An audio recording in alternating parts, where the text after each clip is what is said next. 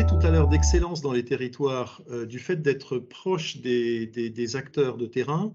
Ghislaine Schmitt, que vous connaissez, Véronique Guillotin, est quelqu'un qui nous a fait un panégyrique de la région Grand Est. On aimerait beaucoup avoir votre éclairage par rapport à tout ça et savoir ce qui fait qu'il y a cet esprit extrêmement positif de co-construction avec les acteurs, pas simplement les acteurs de santé, mais également avec les élus, avec les collectivités territoriales. Qu'est-ce qui fait ce génie de la région Grand Est par rapport à ces questions de santé publique? Véronique Guillotin, moi je suis médecin d'abord. Voilà. C'est mon métier. J'ai été élue assez tardivement, conseillère régionale depuis un mandat. J'entame le deuxième. C'était mes premiers mandats exécutifs. Donc j'étais vice-présidente à la région en charge des questions de santé sur le premier mandat. Et j'ai été rapidement élue donc au Sénat. Donc je suis sénatrice, vice-présidente de la commission des affaires sociales au Sénat. Et donc je suis toujours dans la santé, hein, et conseillère régionale, donc en charge, enfin présidente de la commission santé, mais je ne suis plus dans l'exécutif. Alors merci pour les compliments pour la région Grand Est. En fait, c'est une volonté, c'est-à-dire que je pense que le fait d'avoir un président médecin et un élu médecin fort attaché à ces questions font que la région s'est engagée de manière très volontaire sur les questions de santé, avec une impulsion du président Rotner qui n'a pas été voilà, qui n'est pas anodine et qui permet aussi en fait ce boost sur les compétences qui ne sont pas des compétences obligatoires, parce qu'on a des compétences régaliennes en matière de santé, mais où on a compris qu'on avait en fait un rôle à jouer. Le premier rôle que l'on a joué, en fait, c'était dans l'aménagement du territoire. Plus particulièrement, c'était plutôt une compétence classique des régions, c'est-à-dire voilà, comment les premières soutiens aux maisons de santé pluriprofessionnelles, voilà, c'était des choses, je tends à dire, assez précoces en région Lorraine d'ailleurs, moins en Alsace, mais en tout cas, c'était un peu une expérience lorraine très, très précoce qui a été, voilà, on a essayé d'harmoniser la région quand elle s'est regroupée, on l'a nivelée par le haut, en fait. Et puis, le président a amené une impulsion pendant la crise Covid. Et cette crise Covid nous a permis, nous, à la région, en fait, de nous poser, puisqu'on ne pouvait plus se réunir, et de faire un état des lieux en se disant qu'est-ce que la région, en fait, peut apporter à la santé, en étant quand même très convaincue que la décentralisation et d'aller au plus proche des territoires, des préoccupations et des particularités, parce que le niveau national met un cadre. Une région n'est pas l'autre, on est une région très frontalière et j'entendais l'orateur précédent parler de l'Europe. Nous, on est confrontés à l'Europe du côté luxembourgeois, du côté de la Belgique, du côté de la Suisse et du côté de l'Allemagne, et pour ainsi dire, avec des particularités transfrontalières pour nos habitants qui sont quelquefois et très souvent une chance, mais qui sont aussi quelquefois des problématiques à lever. Et notamment pendant la crise sanitaire, on voit bien les décisions que les Allemands ont pu prendre, par exemple, de manière abrupte pour les tests, alors qu'il y avait des travailleurs frontaliers, ou le Luxembourg qui n'a pas les mêmes règles que la France. Pour l'accès, par exemple, au travail au Luxembourg, il faut le pass sanitaire. Pardon, j'y tiens mon pass sanitaire. Il faut le pass vaccinal à partir du 15. C'est-à-dire que le frontalier qui travaille au Luxembourg, ils sont plus de 100 000 quand même à traverser. S'il n'est pas vacciné, ben, ne peut plus accéder à son emploi luxembourgeois. Et on a connu, nous, en ricochet, un boost des vaccinations la semaine dernière, par exemple, sur nos territoires. Voilà. Donc, c'est une région assez particulière, avec une vraie volonté. Et on est très engagé donc sur l'aménagement du territoire et faire de la santé en fait un espèce de fil conducteur des actions de la région. C'est-à-dire dans chaque politique publique, c'est comment on peut améliorer, alors la santé, pas au sens du soin, hein, voilà, la santé One Health, en fait, voilà, l'environnement, l'aménagement du territoire, les pistes cyclables, et puis notre cœur de métier, enfin notre cœur de commission, c'est-à-dire aujourd'hui l'aménagement du territoire à travers la santé, les outils numériques, ça a été dit précédemment.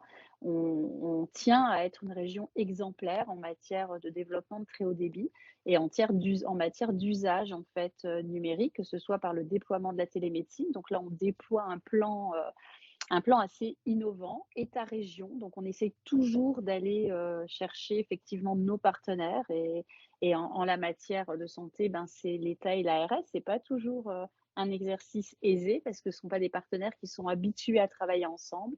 En tout cas, il y a un binôme préfète de région et président de région qui est, voilà, qui sur plein de sujets travaillent ensemble pour, travailler mieux.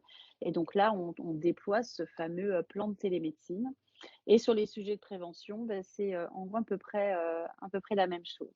Donc concernant la réflexion plutôt vaccinale, et aujourd'hui, en vous écoutant, en fait, j'ai plein d'idées qui ont émergé. J'ai fait quelques correspondances avec la région et je pense qu'on peut encore aller plus loin.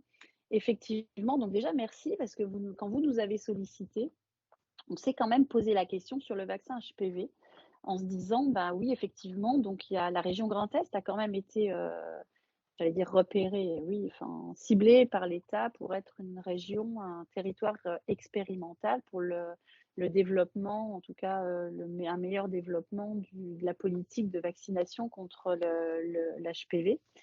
Et puis, comment la région pouvait rester en dehors de ça. Enfin, c'est quand même, c'était pas à la base. Comment dire? Évident quoi. C'est-à-dire que c'est un peu vous qui nous avez, qui étiez venus nous chercher en disant: «Bah, voilà la région et qu'est-ce qu'on fait?»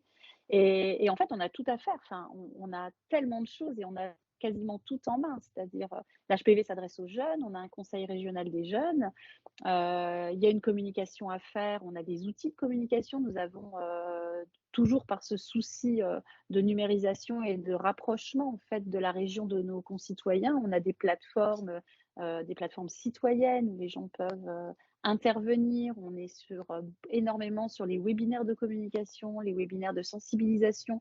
Très dernièrement, on a fait des webinaires élus pour la télémédecine, des webinaires, professionnels de santé sur la télémédecine et on peut transposer très facilement.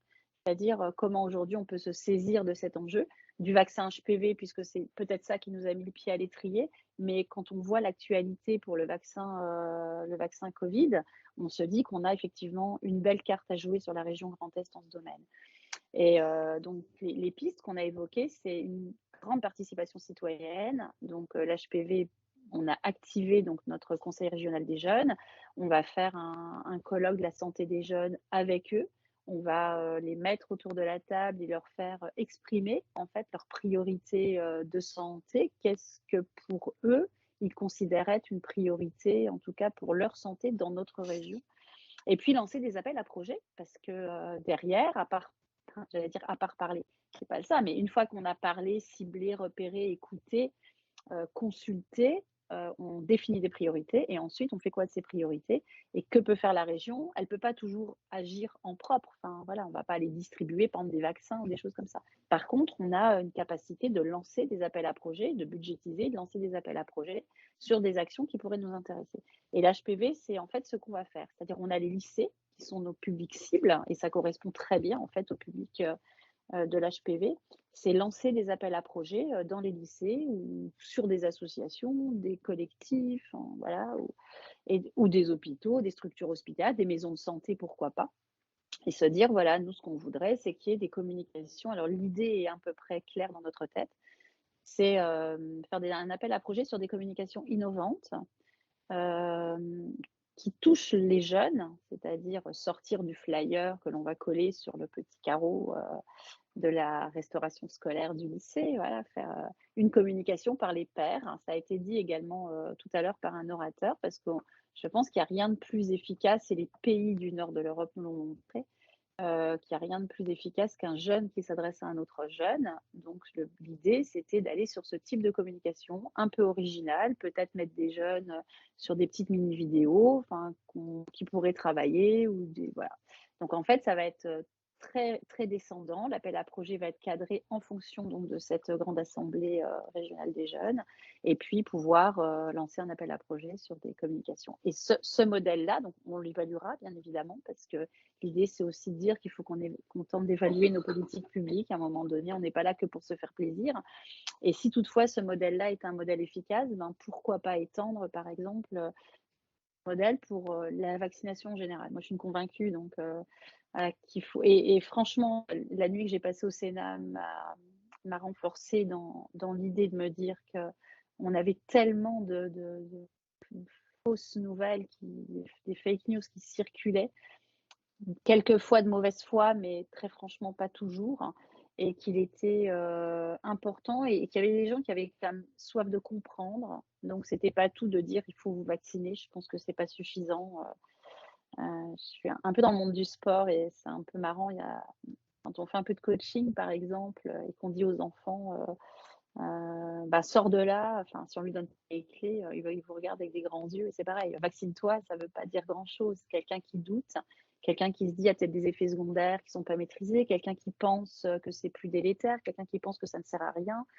Quelqu'un qui pense qu'il a plein d'anticorps et donc du coup, s'il se fait vacciner, c'est dangereux pour lui, donc comme il a des anticorps, il est protégé. Enfin, tout ça, il faut amener une parole scientifique derrière et une parole rassurante et pragmatique. Voilà.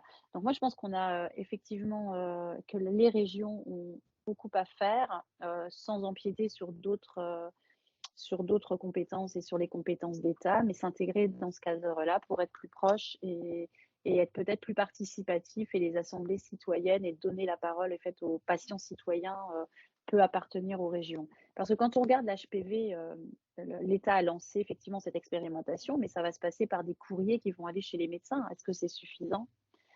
Voilà, j'en suis pas sûre. Et du coup, je pense que les collectivités ont tout leur rôle à jouer dans cette campagne et dans d'autres d'ailleurs. Voilà un petit peu pour cadrer un peu les choses.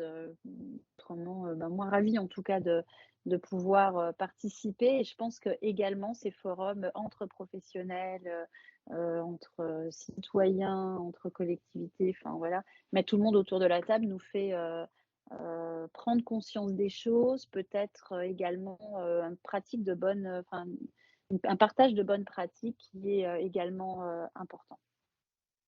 Merci beaucoup pour ce plaidoyer, Véronique. Je crois qu'il y a aussi quelque chose qui est très important, c'est ici on est tous passionnés par la cause, donc c'est un renforcement positif vis-à-vis de l'intérêt de la vaccination et ça fait du bien de temps en temps de se retrouver un peu entre nous pour se dire qu'il Mm. y a des bonnes choses et qu'il y a des choses qui réussissent. Et je crois que ça fait partie des messages qui sont forts parce que des occasions euh, quelquefois de déprimer un petit peu, ben, il y en a Mm. aussi pas mal hein, à cause de cette crise en particulier. Et donc, voilà, moi, c'est ce que j'aime dans ce colloque de ce matin, c'est voir l'énergie de Laura, la vôtre, celle de Mélanie, celle de Milou et de Fanny. Tout ça, ça va dans le bon sens et il faudra qu'on en fasse d'ailleurs un condensé pour faire des propositions, mais je crois qu'on a vraiment de la matière.